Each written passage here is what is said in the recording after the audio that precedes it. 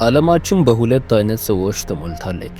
አንደኞቹ ማድረግ ያለባቸው ነገር ላለማድረጋቸው ምክንያት የሚፈልጉ ሲሆኑ፣ ሁለተኞቹ ደግሞ የሚጠበቅባቸውን ለማድረግ ምክንያት የሚያፈላልጉ ናቸው። አንተ ከየትኛው ውስጥ ነህ? የምትፈልገውን ለማግኘት መክፈል ያለብን ዋጋ ላለመክፈል ሰበብ በመፈለግ የተጠመርክ ወይስ የሚጠብቅብን ኃላፊነት ለመወጣት የሚያግዝን አነቃቂና አበርታች ምክንያት የምትፈልግ ነህ? ብዙዎች ውጤት ብቻ ይፈልጋሉ።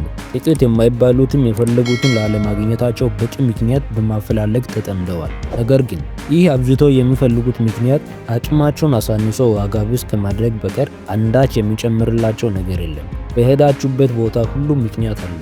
የምታስቡትን ነገር እውን ለማድረግም ይሁን ከሀሳባችሁ ተራርቃችሁ ለመቅረትም ሁሉም ምክንያት ይኖራችኋል። ወሳኙ ጥያቄ እናንተ የምትመርጡት ምክንያት የትኛው ነው? ሰበብ ወይስ ስራ? ምክንያት ወይስ ውጤት? የቱን ትመርጣለህ? የቱስ ያዋጣሃል? ህይወት የሰራህለትን ብቻ ትሰጥሃለች።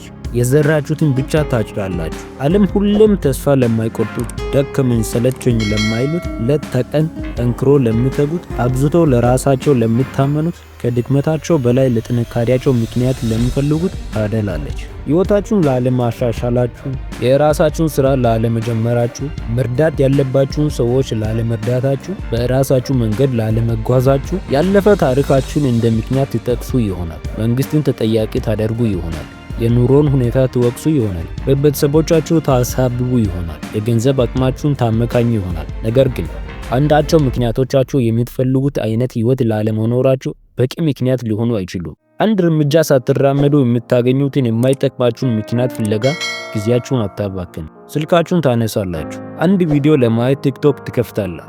1 2 3 4 5 እያላችሁ በተከታታይ ቪዲዮዎች ተውጣችሁ ትቀራላችሁ። ከዛም ራሳችሁን ትወቅሳላችሁ። ያጠፋችሁት ጊዜ ይቆጫችኋል። ስሜታችሁ ይረበሻል። ነገር ግን ነገም ከነገ ወዲያም ያንኑ የሚያስቆጫችሁና የሚያሳዝናችሁን ተግባር መፈጸም ትቀጥላላችሁ። ከዚህም በኋላ ግን ለውድቀትና ለጭንቀታችሁ ሌላውን አካል መውቀስ ትፈልጋላችሁ። በሚያሳዝን ሁኔታ የምትወቅሱትን አካል የምትፈጥሩትም ሆነ ወቃሽ ሆናችሁ የምትገኙት እናንተ ራሳችሁ ናችሁ። አስተውሉ፣ ሁሉ ነገር በእጃችሁ ነው። ህይወት ራሷ እንድትሰራችሁ ፍቀዱላት። ምክንያት እየፈለጋችሁ ፈተናን አትሸሹ። ሰበብ እየደረደራችሁ ምንም እድገት የሌለው የምቾት ቀጠና ውስጥ አትቀመጡ። ለእናንተ ዋጋ ማጣት ሌሎች ላይ ጣት እየቀሰራችሁ ይበል ዋጋችሁን አታሳንሱ።